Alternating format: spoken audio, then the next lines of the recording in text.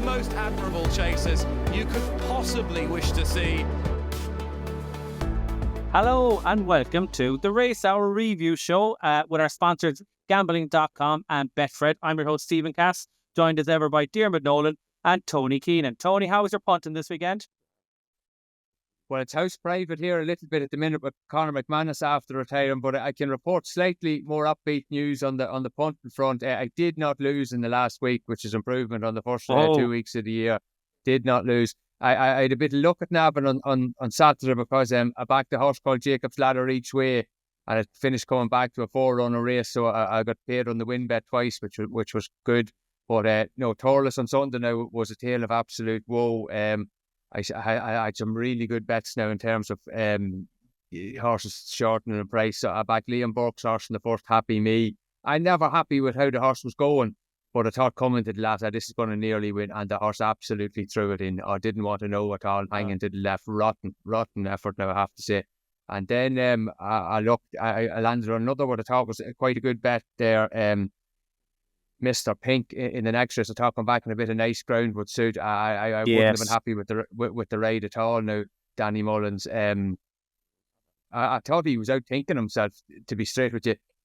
The horse kind of got lit up going down the hill the first time round, and then he took it to the front, which was working out absolutely brilliantly because it got to the front and started to settle. But then he decided he'd park the bus, and Keith Donoghue who wasn't having any of that on the winner mill force, so he kind of pressed on. And so Danny Mullins finished up getting himself into a bad position then, and come round horses a little bit, had to run a couple of races to kind of get involved, and just been beating a short head. So yeah, that was fairly sickening. I was on that at 11 or 12 to 1, so that would have been nice. But anyway, we go on, Goran Thursday, and plenty of good stuff the weekend. Yeah, a rare one, Mr. Pink as well. I think Ruby put that up on the podcast he's on with Rory Delargy. Fancied it. You never see Ruby fancying one that Townend isn't riding. So I thought that was interesting now, and I had a small few quid in it as well. But I thought Keith Donoghue now he kind of stole it on the bend, coming into the bend, the home straight as well. And like you said, Danny, poor ride, yeah. Dermo, what about your look?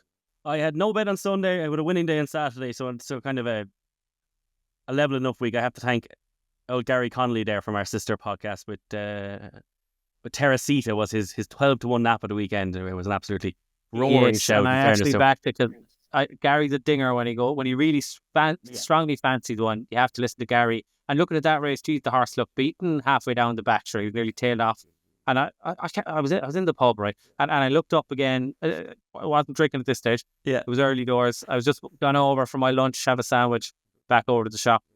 Looked up, and then all of a sudden he was second. And I was checking the phone. I was like, that can't be, because there was two with orange colours. I was like, that can't be the right one. But yeah, fantastic tipping by Gary. Fair play to him. We'll have a quick review. We're going to look at the Ryanair. We're going to look at the Gold Cup today as well. But it was a good weekend's racing. And Tony, I suppose the big Irish angle was Cargisi heading to Ascot. And what did you think of her? I thought it was disappointing to be straight about it again. When these Mullins ones go over, well, in years past anyway, they just seem to go and win. But just a fairly ordinary effort out of her. The way she'd been back for the Mayor's Hurdle weeks before there, Jim was on kind of at a good price and far too keen, which kind of was her trademark last year, and I suppose the buried her in Punchestown last year, and similar in Ascot, and settle as well now as at Punchestown. So it would be a bit of a worry for the Mayor's Hurdle. I think the Mayor's Hurdle is a really interesting race because it's going to be a grade 2 now, is all it's going to be if the big two don't turn up. I was reading Kevin Blake making a bit of a case on at the races there last night that the O'Learys just will run brighter days ahead. And if that's the case, I'll probably be sitting it out. But I think it's an interesting betting race because you've got basically a load of 140 mares. And if you were to get a bit of a pointer over the weekend that the big two weren't going, because maybe Lossy Mouth's going to run and brighter days ahead possibly the following Sunday, it might be a race to get stuck into. I'd say it's a lot more upward. What price is July Flower going to go off? Yeah, she definitely have a chance, but might want a stiffer test. And Kerchees would have a little bit to prove. I would presume he's not going to give her another run between now and then, unless he does want to try and settle her even further. I don't know. What do you reckon? Jim, you're the man that is the foot in the camp. I suppose you're back. Would you like to see her have another spin, or what do you reckon? They kind of did it last year with Gala Marceau, didn't they? When she pulled the head off her in this race last year at Doncaster. That's right, yeah. Whoever it was, he did bring her out very quickly afterwards to try and give her a chance to get on the boat, and she was very poor again. So I'd say with that performance now, I think you'd have to give her something. I mean, like, it was just to not go through with the effort. She nearly seemed a bit dodgy as well, kind of mentality wise, and like it's a poor skeleton mare as well. As in, you know, like, sorry, she's a lovely horse, but for that level, she's not going to be winning a mare's hurdle. You know what I mean? So not to be able to go through despite pulling, because she pulled half the season last year and she was still going through with her effort to a certain degree. So yeah, it was worse. Very disappointing. It was worse, wasn't it? Like the pulling was worse than last year. Like I watched back. No, I didn't watch Punchestown back. I think she did pull bad. But I watched back Aintree and watched back Cheltenham, and she didn't tear the head off herself as much as she did on Saturday. DRF, she pulled the head off herself though. DRF, she was really bad. She's you know what? That's something that's only springing to mind. So the 3 times she's travelled, she's pulled her brains out, and at home she hasn't been too bad there. Because the Leopardstown runs weren't terrible either. Well, I think so. Yeah. Well, yeah. DRF now, she did tear the head off herself. She did tear the head off herself there. And Ascot, I don't mind when they're keen, but she was at Cheltenham, but she travelled the best. She was keen in Aintree, kind of in his hands. But do you know when they're doing this thing where the head's going left and right and all this? Oh, I hate seeing that when the jockey's tearing them and they're going all over. You may forget about them then. They nearly never win then. So that's what I thought. The other thing I thought when her, like, Keelan Woods gave Townend a taste of his own medicine now after the back of the last, because Townend came up the middle as in, I'm going to bully my way through here, and Keelan Woods was on the right hand side and right hand down and hit his horse on the right and fairly narrowed up Townend, and that gave Cargisi a fright as well, I'd say. And Townend probably said, that's enough, right? We won't put through with it here. We won't give her a hard race today. But I thought that was funny. Now I was laughing at Townend getting a right old taste of his own medicine there. He's so aggressive jockey that Keelan Woods, like, you can see why he's ended up getting so many bans. Like he rides right in the edge every single time. I mean, he lost that Ben Pauling job because he lost he was 45 days out last season with the Totten up, and then this season he was out 6 days again. He was on a podcast last week saying that he doesn't want to be in the stewards room anymore, and he was right on the edge of it there with Townend. Now, but it was good. Really good. Yeah. But still right on the edge though, Cass, where, you know, like a jockey comes off there and he's done again. Like, yeah, Grant, he can be done anytime. I back his horses anyway. I didn't back that one on Saturday, but I'd have no problem backing a Keelan Woods horse. No, I thought he gave it a very good ride. But she's 141 now, like, and she should hope to stay in 2.5. You would have said. I know, like, county hurdle at the race for her, isn't it, Tony? Like, if you're going mare's hurdle, she'd have a right chance at a county new course. She's setting because they'll be going an absolute gallop. Yeah, well, look, she definitely opened up the possibility. She didn't really stay the trip out now on Saturday. But Mullins kind of wants the grade ones, and he doesn't have when you look through the entries, like Elliot only has a couple of mares in it. Mullins doesn't have a huge amount of mares in it. And he has ones that are kind of on the sideline at the minute, in the same colours, the Jade, the Gruge and the Gala Marceaus. Like, they're going to be back second half of the season, so it's going to be an awful race to get them ready. You could have something like Jatara win it now, and she's 100-1 there or something probably if you had look. The weekend in the UK was good overall, Diarmuid, wasn't it? The new Berkshire Millions, whatever it's called. What did you make of racing at Windsor? I thought it was really, really good. I thought all the way through. The format's a bit odd, you know, the Friday at Windsor, Saturday at Ascot, and then back to Windsor again on the Sunday. I thought that was odd, but there was plenty of grade 1 animals concentrated on the one weekend, you know, like all the way from like Jubilee Alpha, who's third favourite for the Mayor's Novice, and then you would kind of come all the way back then to Protectorat, who took my eye out actually. I thought he was brilliant, but it was absolutely quality. John Bond's a horse that we've been unkind to in the past, Cass, but he's looking more and more straightforward now, isn't he? Oh, yeah. You can't fault him. Like, he used to have little walk in the park tendencies, and his jumping used to be a bit sketchy, but since they're more forceful with the tactics, his jumping seems to be better. He's not a real, he's an unusual jumping technique in that he kind of forces himself through the air. He doesn't glide through the air, and, you know, you have to work him into the fence, but he's absolutely winging him at the moment. He's kind of though. That's at the same time. I tell you, if Ile Francais goes into the champion chase and John Bond on the old course at Cheltenham gets 15 lengths behind, it could be a different story altogether. You know, his jumping and everything. It's just going to be a fascinating race. I really hope Ile Francais runs in that because it'll make for it. But at the weekend, I thought it was the best run of his career. Energumene's obviously on the downward. Do you know what you always hear now? There's friends on my WhatsApp saying Energumene doesn't have many miles on the clock. That's the biggest load of bollocks ever when the horse is 11. Like that. That's like saying Tony's only 41 years old. Like so he's fresh. He hasn't done much running at 100 meters. Like it's complete bollocks. 3 goals. That's it. The legs are gone.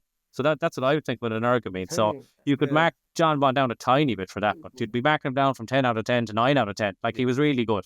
And he is the right price and the right favourite and whatever. But sure, look, we'll talk about the Champion Chase another day. Well, what's our section? We still have to talk more about Windsor.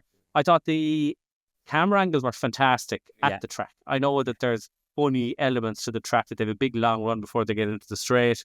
I know you're saying about the format, but Windsor and Ascot are actually next door Very to close, each other. yeah, So, London. you know, if you're going racing for the weekend, it's fantastic and it's a bit of variety. I'd love to be going. You know, you're one track, and back to the other. It'd be good crack.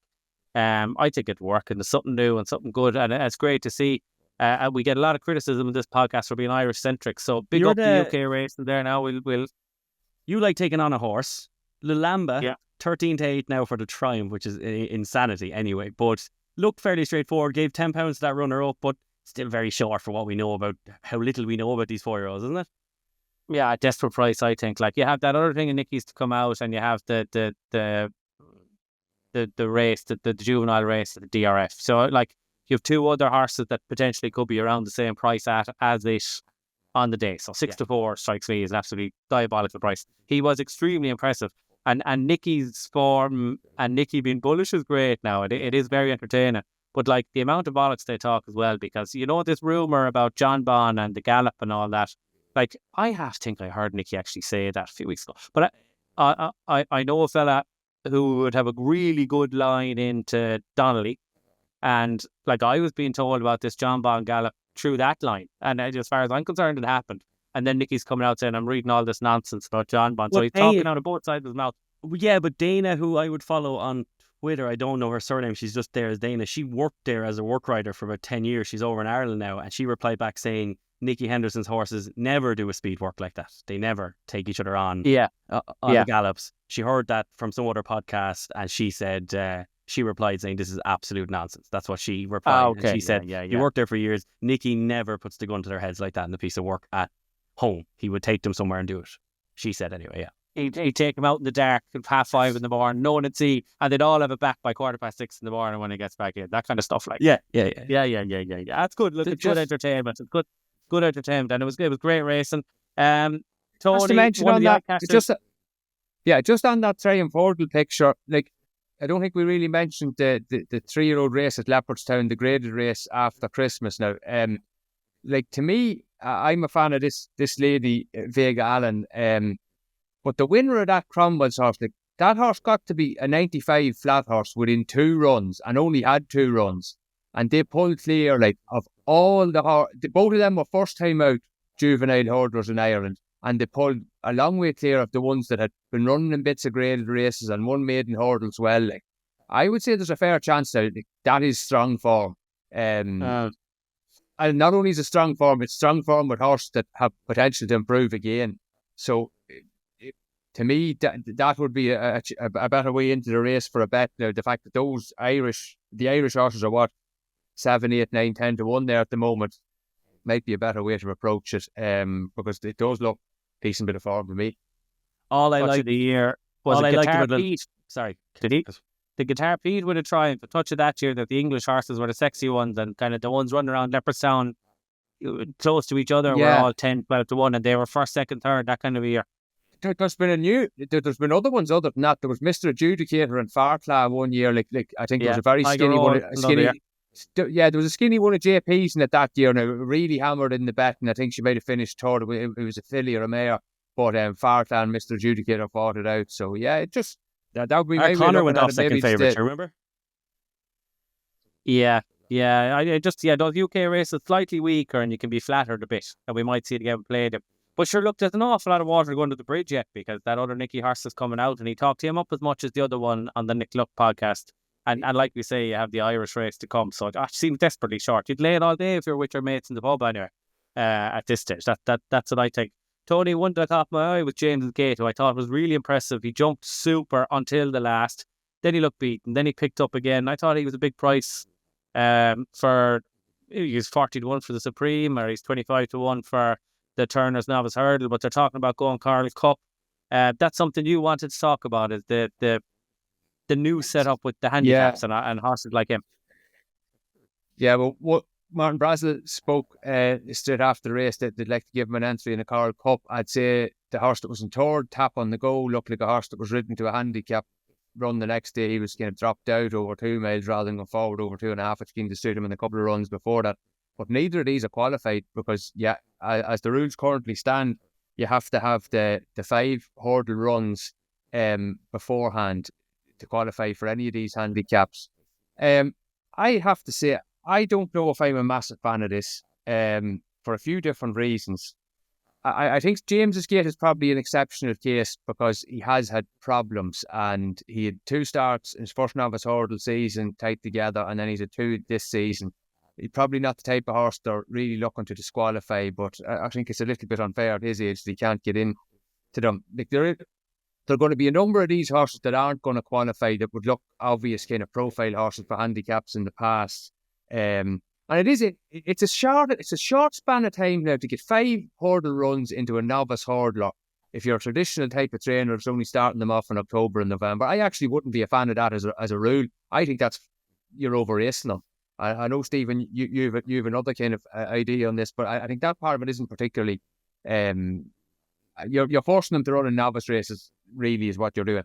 Also, I think you're at risk of creating a kind of scenario. I think that they've created on the flat. With the Hunt Cups and the Victoria Cups and the Wokinghams and all this. The ratings are good. If you're disqualifying the unexposed horses now, on the flat, they're not disqualified. They're disqualifying because they're unexposed, because it's highly rated horses that stay in them. And I just think you get races that are a small bit of a lottery. They take their turn beating each other. The older kind of exposed horses wouldn't be great for punters now, I'd say. Especially if you're the kind of punter that likes it.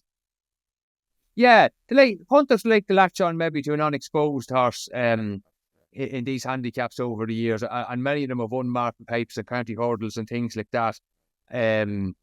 It's just something to kind of think about. I know you're going to come in here and you're going to tell me they should be running all the time and this type of stuff.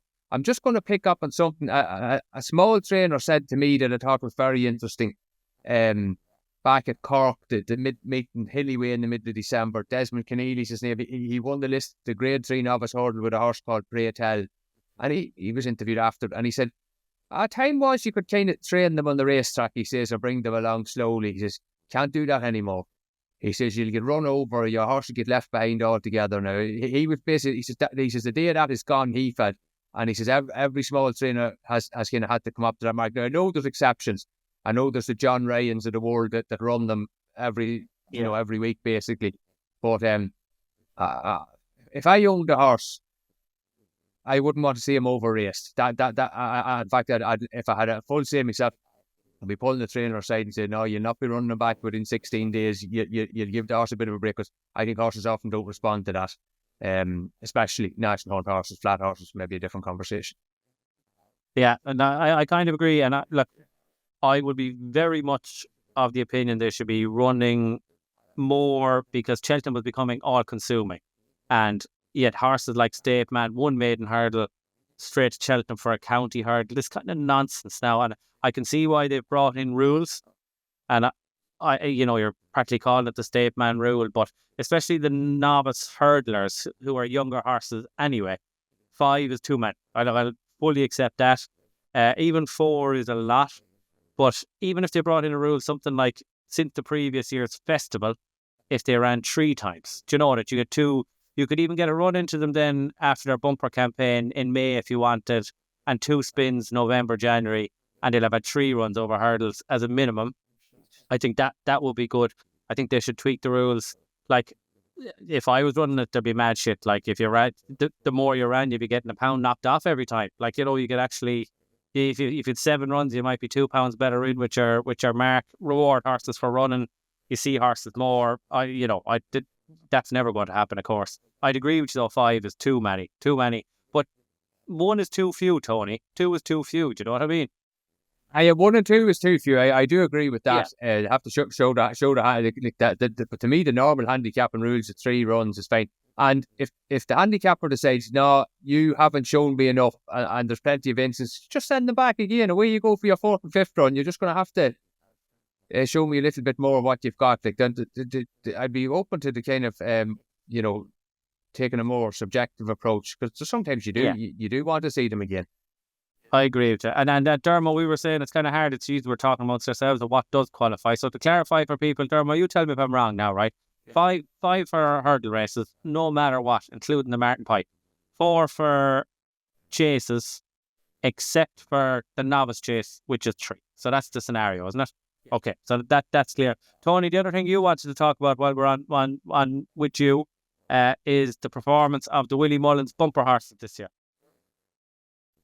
Yeah, well, it's not so much the performance; it's the kind of the non-appearance of them more so than anything else.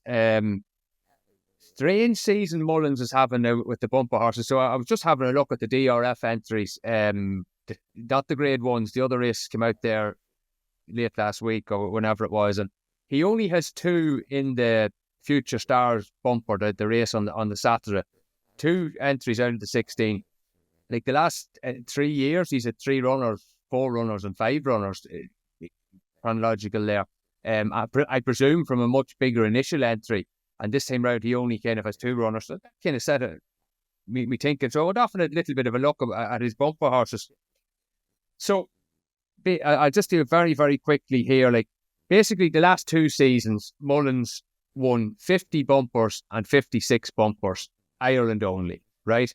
And kind of had 165 bumper runners one year and 144 the following year. Now this year he's only won 20 bumpers from 70 runners, so it's but 40% of where it's at. Now you might well say, "Oh God, you're showing the end of January; they're yet to come out." Well, his January numbers are well behind where he was at the end of January each of those years as well. Now, what's also kind of interesting here that I found was interesting. Of his 20 bumper runners this season, only 6 of them have come after the start of November, which again, quite strange. He had no runner in any of the bumpers at Limerick over Christmas. Usually he'd have some soft ground type for that. He's only had 4 bumper runners so far in 2025. He had nothing at Navan there on Saturday, which would often be a race where he would start off a half-decent horse. So quite an unusual situation for him in terms of bumper runners. He's had of his 20 bumper winners, there's been 11 fillies and mares and 9 geldings. Again, that's quite unusual that he would have more fillies and mares. And he does have good entries in the fillies, but I think that's actually going to be a cracking race to close the DRF, because some of the other ones that are around, Carrickmore and Spruces, MN, Churchfield, Sunsets of the world. But I can't explain this other than to point out that he's way behind where he has been, especially the last 2 seasons, but even if you go back to 21, 22. Can I put a theory to you, Tony? Can I put a theory that 2 years ago, say, when buying out of point-to-point fields was at its absolute peak, and Gordon was buying everything, and, Jigginstown were buying that way, and they're like, I'd say Willie could have taken a step back away from that and let Gordon have him and let the English trainers have him and gone to France. And those horses have hurdle experience, so maybe that's what's coming through there. It's very possible, and he seems to have more horses to start with the letter K than ever before this season. And obviously, that was the year. That was the year he was buying. Yes, that's. Can you check that for next week? Does he have more novice hurdlers from France, and that's the shortfall of the numbers? We'd certainly have a look at. We'd try to have a look at that. Yeah, it'd sound like a rational explanation in a way. I'd say Willie's still able to train bumper horses. And had you another point on it? Sorry, you did. The Mullins horses aren't improving at all this year for their second run, which is completely quite an unusual situation here. So again, we start with the National Hunt season proper. To me, starts 1st November type of thing. Mullins has won 66 winners from 291 runners and 128 places. So his win and place strike rate, is about 23%, and his place strike rate is about 44%. So obviously that's better than basically anyone else in the country. But when you start looking through them, there's 2. He's been very good. He's been good with horses having the first start of the season that were ready with him. He's been very good with horses that are having the first start for the yard full stop, but he hasn't been good with horses that have run and have come out for the second start of the season. I'll just give you the stats here quickly. So horses that are having the first start for Mullins full stop, you know, the horses come from the Point to Pints, coming from France, wherever they come from other yards. There's one or two of them. Henderson, he's a 38% win strike rate and a 67% place strike rate. His own horses that were with him last season, seasons before, having the first start back of 100 days, 24.5% win strike rate, 47.5% place strike rate. Now we're coming to the horses that have run in the previous 100 days, so basically horses that are having their second start of the year. They've only a 16% win strike rate and a 34% place strike rate. So that's very, very unusual. Because the one thing that what you had always said that was an absolute given was that Mullins' horses were going to improve for the first run. I backed 3 of these now the weekend. And to be honest, I thought they all ran like drains. Ballygunner Castle was very disappointing in the first one, Navan. Olympic Man looked like his jumping was a total lucky dip at Navan as well. He was able to do it in the fence. They'd be very good or very bad. And Judas Azelan, to me, looked of a very winnable opportunity in Taurus Snap Mare's chase and was beaten after between the 3 out and 2 out. So, and there's going to be loads of these horses running at the DRF. Like literally, probably all his fancied horses are going to have that profile. All the novice hurdlers, the Mashbras, Lady Jane Allen that I'm kind of talking about. And, you know, his really impressive winners, again, over the last week or two, have been the ones that are coming off the break. The horses with all the K's, was the horses with all the F's there, the Finnacooley, Finicchiola, whatever his name is, Kiss Will, like they were all, but they were all having the first start. So I can't give you any explanation for this, but it is highly, highly unusual.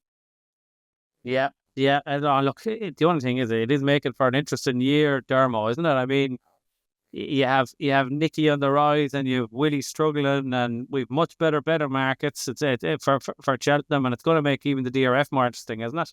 It's been a brilliant season because of this. Like, I wrote an article today in Gambling.com about this, that, you know, like Willie's just having a strange year, as Tony's painted out most of it there. I mean, he was 27% in 2023 for December. That dropped to 19%. In January 2023, he was 44%. Last year, he was 40%. And he's down to 28% this year. Any other yard, 28%, we're talking about that yard being red hot. But for Willie Mullins, that's just not, you know, like, you can't compare him with any other yard. They're slightly behind. This could scream really bad things for all the rest of the trainers once they inevitably kind of get going. But I don't know, Nicky Henderson has his yard in tremendous form. I love Nicky's fight and talk, like over Christmas when after Sergino won, he said, God, that was some piece of work actually, wasn't it, when we were all slagging it, you know? And he's just really dug in this year. He's met Willie now 3 times, he's beaten him 3 times, and he's loving every minute of it. That would have hurt Nicky Henderson an awful lot to see Willie Mullins go off with the Trainers' Championship last season. You know, he's such a competitor, and he was powerless to stop it at Cheltenham last year as well. His horses were all sick. He has come out swinging. We questioned him on this podcast back in October, and all he's done kind of since, from, like, you know, as I charted, his horses tend to kick on for the end of November, but just, he deserves an awful lot of respect, him and all his team, because the pressure that would have been on them, especially after that, you know, piece of work, he put Sergino back over hurdles, wasn't looking great for Constitution Hill. Next thing, he just has them all back, they're all flowing, they're all absolutely pausing along, because the other trainer in the UK who would have had his ego really hurt by Willie Mullins winning that championship was Paul Nicholls, and his horses are running like drains. Like he dropped down to 15% for the month of December, and that's his worst December since 2015. And then this month he's operating at 11%, and he was 30% last season. At this month, he does dose his horses this month, or jab them, but that means he's putting out more selective horses, and they actually tend to run better from a strike rate because there's fewer horses running. But they're all running terribly. Harry Cobden looks like a man who's kind of fierce, kind of angry about it all. But it's just led to this season that's really, really interesting. And I think Nicky Henderson goes to Cheltenham now. There's 7 horses who are 2-1 or shorter in the anti-post books with Betfred. Willie Mullins only has 1 of them, and Nicky has 4 of them. So it's very much Nicky Henderson is going to Cheltenham with his chest out, and I'd a bet with you, and I'm happy with the side I'm on of it, Cass. You know, I'd a bet that Willie would have less than 7 winners. And Yes, I was about to ask you to remind me, Dermo, because my darling wife was going out on Saturday night, and I hadn't been out since Christmas. Even when I met up with Tony Keenan, I couldn't have a few pints. So she said, go to the pub, 3 o'clock on Saturday. I drank 6 delicious pints. Now, Dermo knew I was drinking pints, and you full on took advantage of me and asked me for a bet when I was about 5 of me. So you'll have to tell me what the bet is, because I don't even know what it is. I didn't ask you for a bet. I put into the group that you, me, and Dean Ryan have, and I said in the group, all I said was, lads, what line would you have on Willie Mullins winners? That's all I said. You were asking for a bet. You're asking, now, you knew I'd bite. You knew I'd bite there. I'll give anyone a price at any time on Anthem. So we're evens. I'm 1 to 7, and Cass is 7 or above. So yeah. So I've 7. 7's not a draw. I'll win. Yeah. Get 7 winners. He will. I don't know. I think I'm safe there. They How's have the price that, Tony? Willie Mullins, 7 or more winners at Cheltenham. Give us a price top of your head, Tony. How's he gonna? What kind of handicap winners is he gonna have? He won't. You know, he won't have any, I don't think, because the only one that qualifies I could find was Super Sunday. Super Sunday was the only one that qualifies, I think, for the handicaps for. Well, he's not that ran in France. That ran in France could be running in the market. You know, those kind of ones. There's plenty of them. Yeah, he's that. Yeah, he's that. David Casey was on a thing last year, and he was talking about this, and he was asked about the handicaps, and he said that they really had nothing for it, or very little. I know they won the County Horde with Absurd, good horse. But things are after getting a little bit more difficult for them. I'd even say getting horses qualified. Then they'll have to get creative anyway. Yeah, he has that horse as well that finished 4th behind Romeo Coolio. He'd be kind of nearly qualified now as well for the Martin Piper Curl Cup. And Cargisi will probably go off favourite for the County Herd of Derma. So I'd say 9 and above is probably the line I'd be set. But the Nara, Dermo, as well, you wanted to touch on your bet for Antipost. You had back Nara for the Mayor's Chase. What did you think of her? I'd say she'd be more likely now, you know, as in she's more likely for an old Dingle Derby, I think, than an old Mayor's Chase. But she was very good. I really liked the mare. She's scratchy with her jumping, which I don't like from the Bromhead, as Tony pointed out a few weeks ago. What I liked was that when Mark Walsh grabbed her and kicked her on, she got much better for the speed she was going. Like you said about John Bon earlier, Cass, it kind of, once he kicked her on at speed, she met everything right then. But really though, Cass, all this has done, quite a subtle way of me kind of praising you back here, is that all it's really done is make your anti-boss bet look quite strong, because obviously she thumped Nara last time, didn't she? She did, yeah, but I wouldn't be taking much from it, Derm. I don't think Nara's any good, you know, so I wouldn't be getting too overexcited, and I'd be more worried that only by nights after missing her chance to have a run now. So I don't know when that Huntington Mayor's listed chase is on, might get with soft ground there, or where would they go? But there's another one. Allegory de Vassi won one in a few. I think he might take on the Geldon, Stephen. I think he mentioned going to Sandown, didn't he? Is there a grade 1 there? The one that Jerry Colomb won, maybe? The Scilly Isles. Yeah, I think that's what he was talking about straight afterwards. Well, soon afterwards. Look, if she wins that, you know, she'd be close on favourite for the Mayor's Chase. Anyway, yeah, that's for sure. That's for sure. We'll do the manual double. Tony, have you anything for the notebook from the weekend? Yeah, well, I was going to have the notebook horse, but the first draft was now is the hour from the beginner's chase at Navan on Saturday, but unfortunately he's gone from 20 to 1 to 9 to 2 for the National Hunt Chase in between times. So I just discussed this out briefly. Has been brought along all season, and I'd say since his novice hurdle campaign, but getting an absolute slog over fences. I thought he ran nicely at Punchestown time before that, made a nice move into the race, jumping well in the third quarter of the race, and similar here at Navan on Saturday. I would not be surprised if he turns out to be the best horse in this. He finished 4th.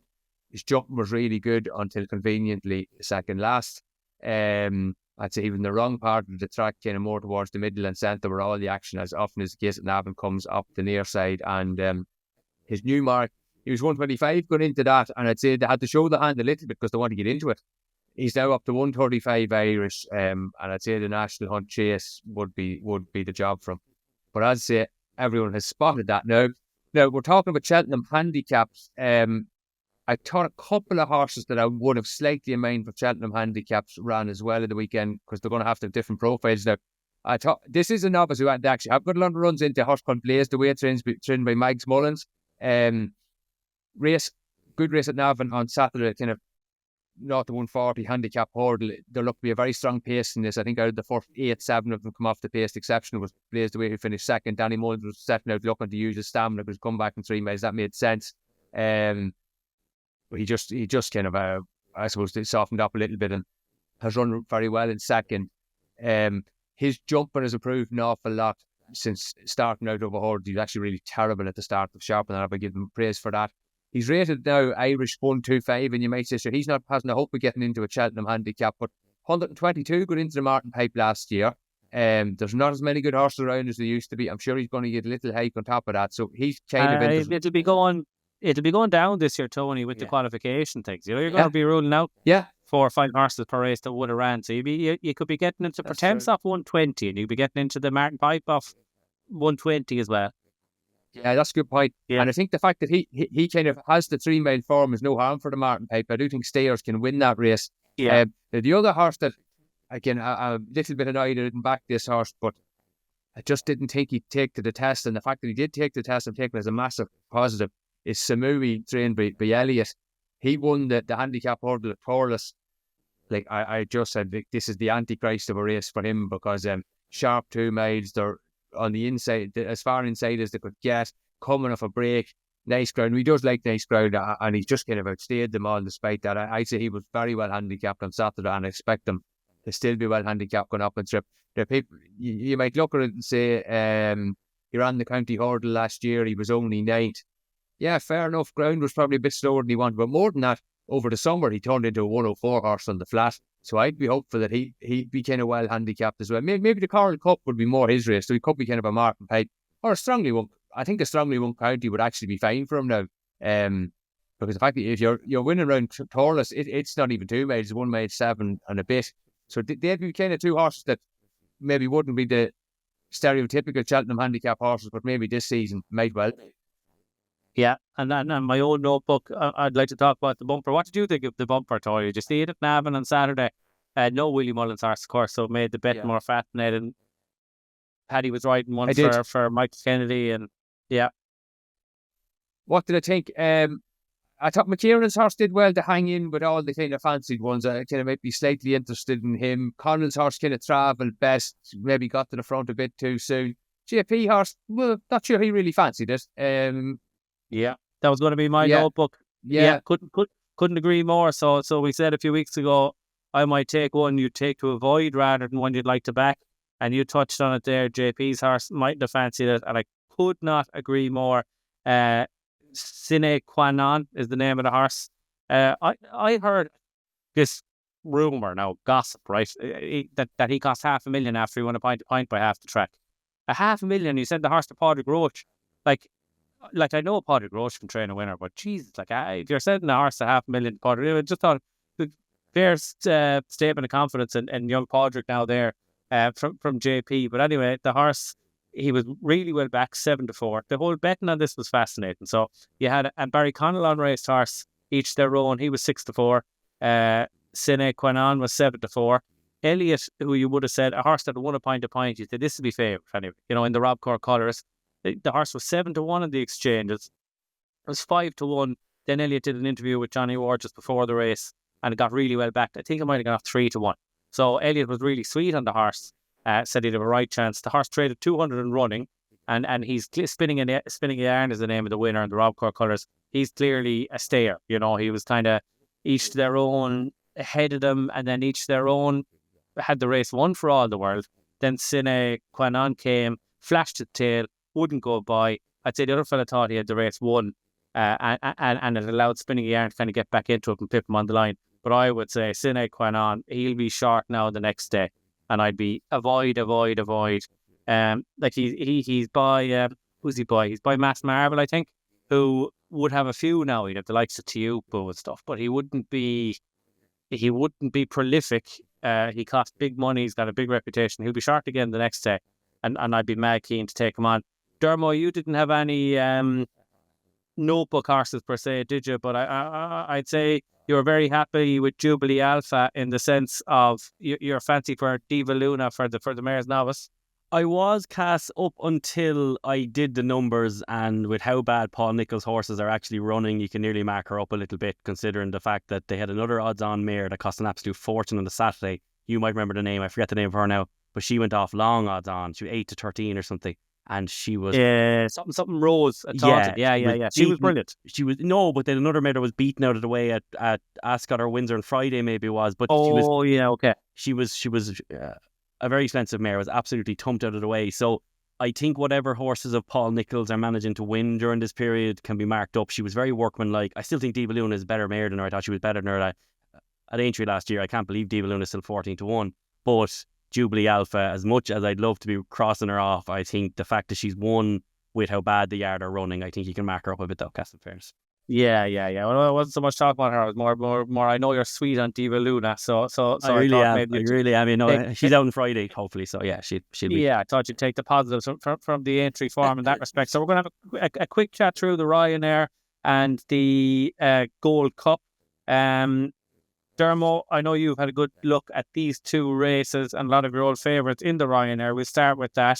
Our Betfred, our sponsors, our anti-post market. Now, there is a non-run no bet market available as well, but these are your classic anti-post rules. Factor 5 to 130, Banbridge 5-1, Blans Tower 5-1, El Fabiola 6s, Gaelic Warrior 6s, Ile Francais 8s, Tetra 9-1, GD, who's that? Grey Dawning 12-1, and Ergamine 12-1, and 16-1 bar. Dermo, what do you think?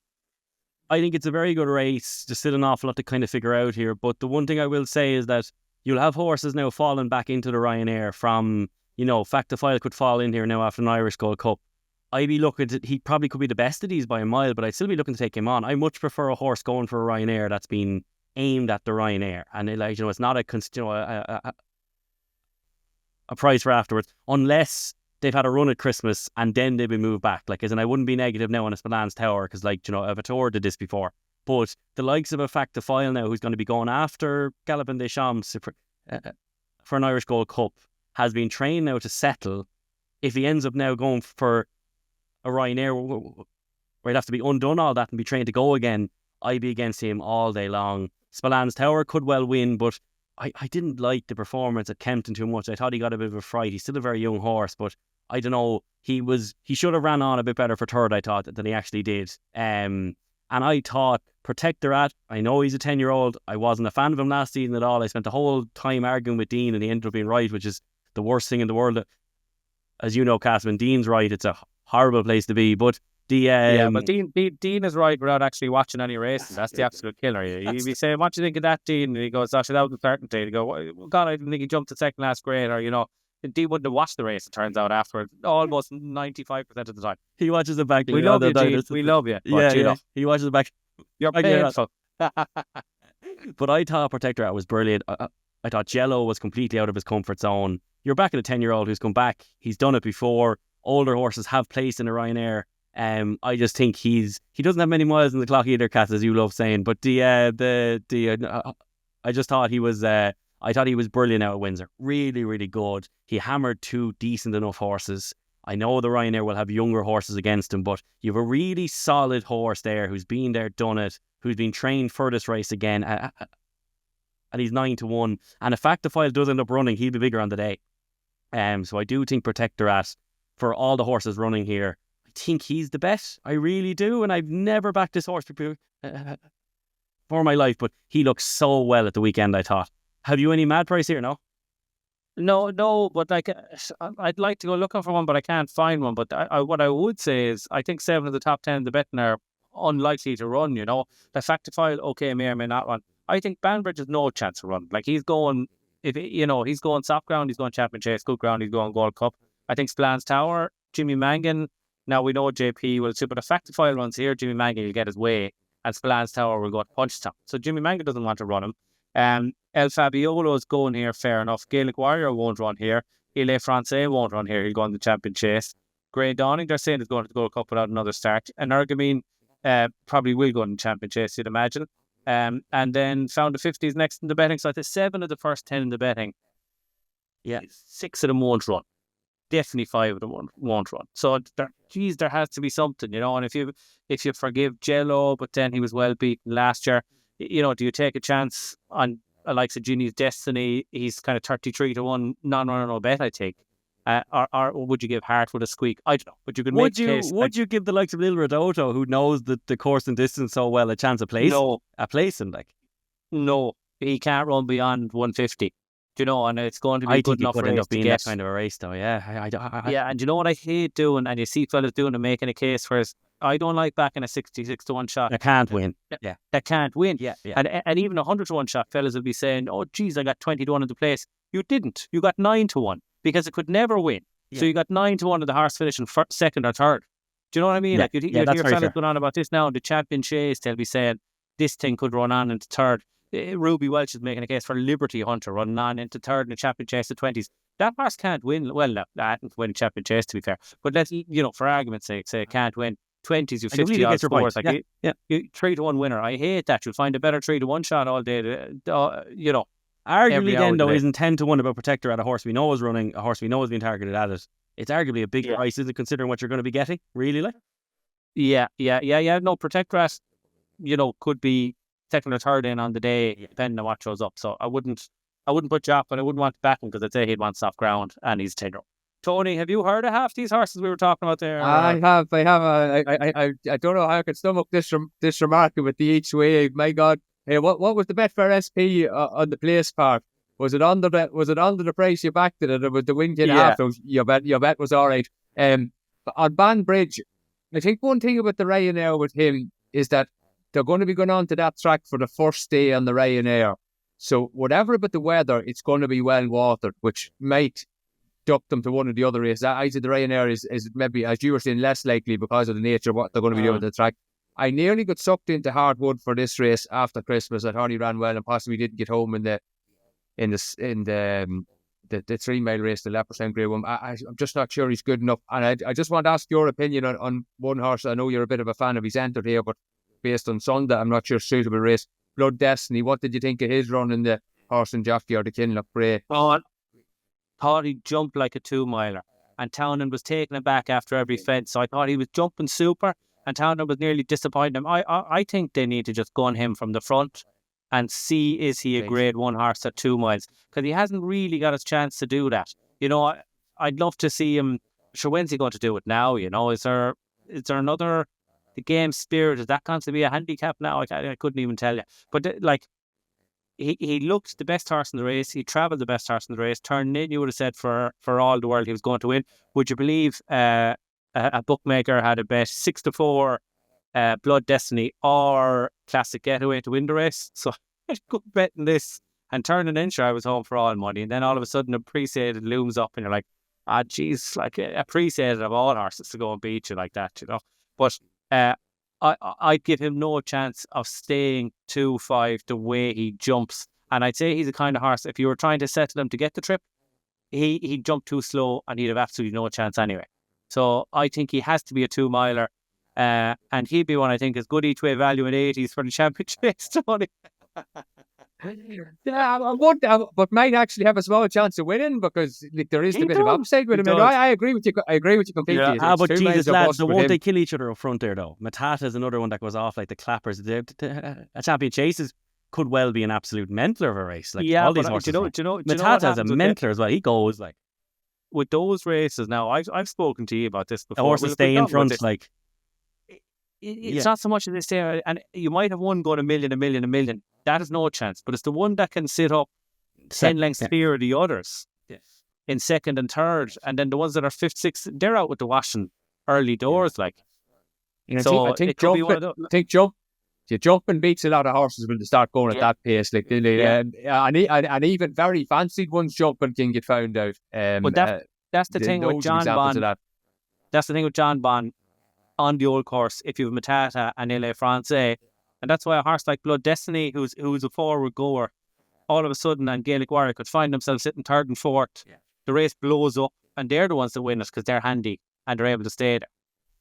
But basically, how Gaelic Warrior won the Arkle last year, he was just sat there basically as they kind of killed each other up front. So Yeah, so the anti-post bet this week is at a 5-point each way bet on Blood Destiny for the champion chase. We keep the Gold Cup for next week, will we, Dermo? Yeah, We were going to yeah, talk about the yeah. Gold Cup today as well. Look, it's a hard race to talk about. Tony will stay with you on the Gold Cup. Look, it's not easy. It's not easy yet, you want me to talk about the Gold Cup or the Gore and Gold Cup on Thursday? Should we talk about the actual Cheltenham Gold Cup? Look, I have backed a couple of horses for this, as you know already. Monty Star and small bet on Banbridge win only. I'm going to be honest with the Monty Star. I watched this Tremor race back. I don't like his head carriage. He's a bloody walk in the park. Go on. He said it. Yes, four sweet words. He wears a red hood. It's all built in the picture. I'm on at this stage. And look, I still do think there's improvement with him up to 3 mile 2. But I'm not planning on having any more on. Let's just leave it like that. Come here, can I ask you, Tony, you know the red hoods? A red hood, when you're in the UK, you wear it down to the start and they take it off before, say, they go into the stalls on the flat. What's the story of wearing a red hood in a race? It's the same as the black. Same here, yeah. I think I've seen once where they left it on by accident. The horse was still wearing it. A lot of the red hood was, it's just to keep them calm in the wheel. So a lot of the Elliott horses wear it. The Bromhead a bit as well. But yeah, you know what? In the UK, you're meant to wear a red hood if it's coming off before the start. Do you know what I mean? And then you wear a black hood if it's staying on. He's wearing the red hood in the race there. No, same story here. He was wearing it before, is what I'm saying to you, in the parade ring beforehand down to the start. Yeah. Sorry. Okay. So that explains that. Red hood on the way to the start. I thought he was wearing it in his races because you do see some of them wearing it in the races. I presume because they forgot the black hood. That's all that is it? Yeah, possibly. Yeah, possibly. I don't know. This could be fascinating. Could be extremely boring. Who knows? But sure, we'll comment below.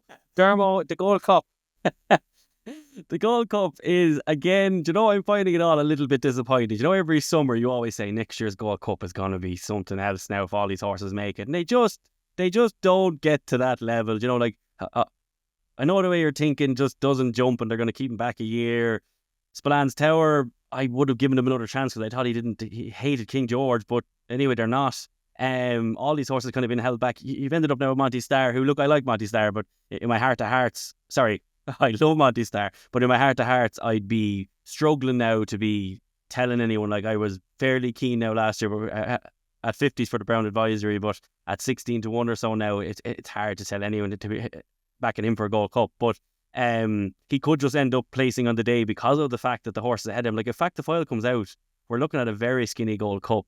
And as much as, lads, that you've been saying that the Champion Chase could fall apart, there is a reason too why 10-year-olds haven't been winning Gold Cups. And as much as Gallopin Des Champs has been brilliant, I know he's great at this stage, but eventually these runs for a 10-year-old need to count towards something. There is something in this field that can win a Gold Cup at big odds. It could be Monty Star. Can you see anything there, Cass, at massive odds? Because you are the man. I can't anyway at the moment. Yeah, well, I think Corbett's Cross would be the one talent-wise. Like, he jumps too big, though, doesn't he? He jumps, he skies them. Like, he's I don't know. I don't like him. I didn't think he did in the National Chase last year. Now, I thought he jumped. I thought NBC Gardens jumped so badly that it made him look a bit better than he was. I thought anyway. Maybe, but he jumped absolutely fine. I thought at Cheltenham last year, and I think there's a little bit. Emmett kind of had a plan with him last year, and I'm not a big fan of this having a plan, but this year it really looks like he is training him towards Cheltenham. Or look, maybe they're training him for the Grand National. That's the other side of it. But I'd say you could see a different horse, and if he runs like he did in the National Chase, he'd have a right chance, because I thought he was very good. I'd give him much better chance of winning the race than a Monty Star or a Great Dawning, who I don't think will stay the trip. Jerry Clombs had his chance. But I think if I was having a bet now, and now I have backed Banbridge at bigger prices, but I think 10 to 1 our sponsors Betfred are 10 to 1 non-runner no bet, and I think that's absolutely fine, because if Banbridge is running on the day, you have the ground, and I think he's, if Fact the File is not there, he'll be second in, could be 9 to 2. So I think 10 to 1 Banbridge, if you were asking me to have a bet now, that's what I'd be doing. Non-runner no bet, because he's 12 to 1 or whatever, and it's hugely questionable. Will he run or not with ground and whatnot? But yeah, that's what I do. I'd consider betting Corbett's Cross and haven't had one. I would also, sorry, just talk about on the markets as well. I'd also jump in and say with Monty Star too, if you are somehow of the persuasion to back him, I'd be holding fire a little bit, because I wouldn't be surprised to see him being given a very quiet ride at the Dublin Racing Festival. You know, like Indo, the year he won the Gold Cup, he had a very quiet ride in that Irish Gold Cup. And then he kicked on. Henry de Bromhead is training him towards that one big day. I just wouldn't be surprised at all to see a really quiet ride, and then you see a completely different horse in March. Because as I was saying a few weeks ago, Henry's horses have fallen off a bile. He's operating at 4% for all of January so far. He's really but he'll start peaking again towards the end of February. So that wouldn't surprise me at all if on the day you had a bigger price on Monty Star. Yes. So the world's dullest Gold Cup preview for you there, but it's good for the numbers, it's good for the algorithm. So we'll have to stick it up front and centre on our YouTube comment. You're thing, swearing right? might have went against that now, though. Go on, yeah. Yeah. Well, no, it wasn't my swearing now, excuse me. There was one man swearing on this podcast last week, causing trouble for the algorithm, and he's the man I'm about to go to now, Tony Keenan. Tony, before we talk about the Thyestes, I want to ask you, and I'm flinging this question at you on the off chance you can just say no. There's a bit of moving and shaking. The horse that won in Limerick isn't entered in the novice hurdle at Cheltenham. There could be some snooky bets to have maybe at the Dublin Racing Festival. Did you have any today on the back? I think he is running, Stephen. I think they just put him in it very late. This is final demand, is it? Okay. He got in Final the quarter demand. to 12. He got an entry. I think they got him into it late. Yeah. So all presumably Okay. well. I just said no, that was no. kind of one you'd have had a nice angle on. So you have had an anti-post bet you're putting up in your Sporting Life column on a horse in the Thyestes. Yeah, Favori de Champ. I give a run through them here, kind of a market order, maybe just to mention a few horses. Man is favoured. I'd say totally deserving of that, provided he hasn't had a setback since now in the Tri-Town. I think I was very keen on him after the Tri-Town for something, and I'd probably have to have something on him. He just was a really promising effort of a break in the Tri-Town against race-fit horses, and he finished up in the wrong part of the track and would prefer off the ground. So, yeah, very much deserving to be favoured. Nick Rocket, again, would have to have a chance. Ran really well in the Paddy Power, but he's another one of these that's hitting the Mullins thing of having a second start back. So that maybe is maybe a little bit cooler on him. Then you have two Elliott horses. And Elliott, while it has been Mullins' race, Elliott actually has a really good record in it too. I think he's a couple of winners since 2013, but I think actually 6 runners-up. So he's gone hard in it with other horses. Shannon Royale would have the profile of a novice, kind of unexposed coming into it. I just don't know, was he sharp enough? Very hard work for him to beat High Class Hero the last day, but would have a bit of a chance. Where it all began is a weird one. Did you see him in the Welsh National, lads? What did you make of his run, Jeremy? I was following the two Sam Thomas's horses that I've backed, but I thought it was a weird stop and start effort, and I just thought very weird, yeah. I think had it not been such a big race, Tony, you'd be wondering, was he off the way he was ridden, the way he ended up running. But he hit a massive flat spot. I wouldn't like him for this now at all after that. Really wouldn't. Yeah, so very, exactly that. Coming down in Triplicate, he was ridden 4 lengths off the back of the second last horse. Didn't seem to be going at all. Obviously, there's fog there. And next thing, he appears there at 3 yards. You're saying, this lad's going better than any of them. I think he hit 6 to 5 in running, and then he hit that fence, and then it was game over.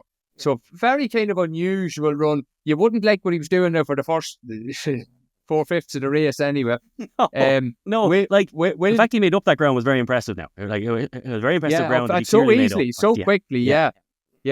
I come back to Favori de Champ. Will do to me is a little bit of a monkey. Glenn Gooley was second in it last year, just has a little bit to prove on the form he's in this season. Grandiro Bello, kind of watched him back in Newbury. The outside part of the track was probably the place to be that day, and he still couldn't do anything with that. Bushman's Pass would have upside, but big ask of 10-month break. And then you're getting into outsiders. Well, there are bits. Like, I think McDermott has got a race in him at some point, but I kind of think it's going to be one of the Nationals on better ground. First Reserve Stormy Judge, wouldn't be surprised if he fell into a place, but that's probably all he's going to do up in this. But Favori de Champ, right-handed horse, to my mind, it looks very awkward kind of when he's gone left-handed. He ran the 10 up in Navan and Grade 1 at Leopardstown last season there, just didn't seem to suit him at all. So I'm actually taking massive positives, the fact that he shipped so well in the Paddy Power, going left-handed on ground he didn't like. Very unusual case. He was declared in 4 different races from October up to the Paddy Power and missed them all due to the ground. So I would say there has to be a chunk of improvement in him for his first start back. Looked to be the pin of his collar there in the Paddy Power most of the way around. 3 miles on kind of decent ground there. but we're still hanging in rightly with them at the third last, clip the top of that. Then the second last, he bumps meeting of the waters and still keeps on well into, I think it was 8th he finished. This is a much, much stiffer test. I know it's only 1 furlong further, but it takes them 20, 30, 40, 50 seconds longer most years to complete the TS. I say the real feel is probably more like 2 furlongs further, at least. And this is what he wants. I know the claimers are a little bit of concern that he's down the pecking order, but I do think he's definitely got a chance on the kind of what are just much more suitable conditions with his excellent record right-handed. The only time he's flopped right-handed was in Irish Grand National, where it's a false start and he had a lovely position starting the first time round. Jumped the first, was heading to the first in the lead, took them back, and he finished up last. He had an out from there. So yeah, I'm hopeful he'll run a race in what looks quite interesting. I'm very interested to see does Nick Rocket come forward, because he's another one of these Mullins second time out profile types. I think it was in the racing post table there, Tony. Willie said early on in the season that Nick Rocket will be one for the Tiestes, which I always like seeing that. And he put up a fella I'd never heard of. I'd noticed his first round over fences in the Paddy Power or something like that. Yeah, Sean Cleary Farrell or that. Yeah, he wouldn't have too many rides, all right, for him, Yeah. And he got a great spin off him and it was a good run. But yeah, that you know, sure, look, it's obviously enough Willie Mullins, Paul Town, and we're not. But at the same time, it's 8-1 in his home patch with Town and riding. I wouldn't mind that. Diarmuid, Anton for the Chestes, they'll be Anton for the anti-post Sheet of Justice this week. Yeah, not for the anti-post Sheet of Justice, which I probably will back on the day. I like Velvet Elvis actually for the Thayeses, purely on the angle of that he's now a Cromwell. He ran a blinder in an Irish Grand National, just didn't quite stay the last few furlongs. Massive upsides now. He was 6th the year Lord Lariat, I think it was, who won 100-1, but he was 6th. He jumped to second last in front of Darragh O'Keefe. I just think for Cromwell now, with Conor Stone Walsh up on board, he's still at a nice mark. He's actually he's 3 pounds lower now, but he's a very, very nice horse. Conor Stone Walsh as well. Sometimes I think the market can think Keith Donoghue is on the main one, but sometimes Cromwell in these handicaps is sticking Conor Stone Walsh up on the main ones. I wouldn't be surprised to see the horse go off shorter than 20s now, which he is now. I think that's a big price. He's proven he stays. He does all of it, and the trainer upgrade there is massive. Cromwell is just out of his skin at the moment, so he'd be the one that I'd be looking towards there, Castle.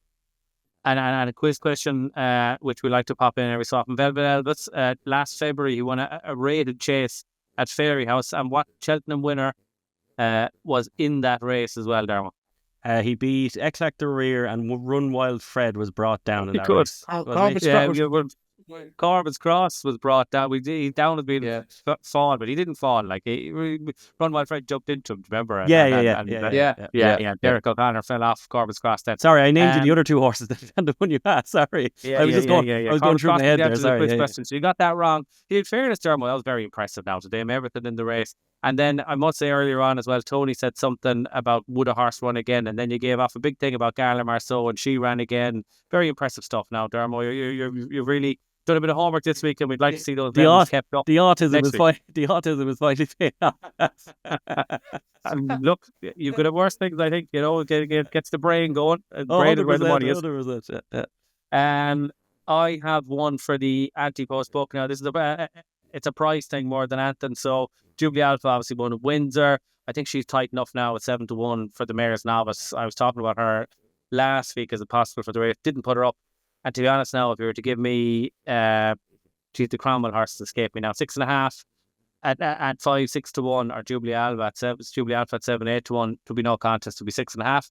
But I thought that JP had one with Nicky. Chrisma was third in the race at Windsor, drifted like a barge, ran a little bit keen in a hood, but ran really, really well, looked speedy, looked talented, stayed on really well to the line, didn't get a hard ride, and it's 25-1, non-runner, no bet for the Mayor's Novice. And the angle I think here is Nicky. I would have thought if that was a spin, and it may or may not have been, she will go to Exeter second week of February.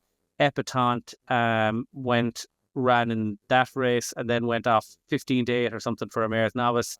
Lucia did the same, went off 6-4, 15-8 for a Mayor's Novice, having gone to Exeter second week of February. I would imagine this horse will go to Exeter the second week of February, and if she does and wins well, when she was already eye-catching behind Jubilee Alpha. She'll be ahead of Jubilee Alpha in the market, and she'll be, she could be 3 to 1, she could be 5 to 1, she could be 6 to 1, but she's 25 to 1, non-runner, no bet. And I just think with that angle, it's a good bet to do. So I'm adding Chrisma to my anti-post portfolio, and I think that's it for the week. Diarmuid, traditionally I now ask you, can we announce our Cheltenham preview date? And the answer is? Still, unfortunately, no, but I will hope. Yeah, that's a traditional answer. This is how we finish the show every week. Hopefully by the end of this week, I do.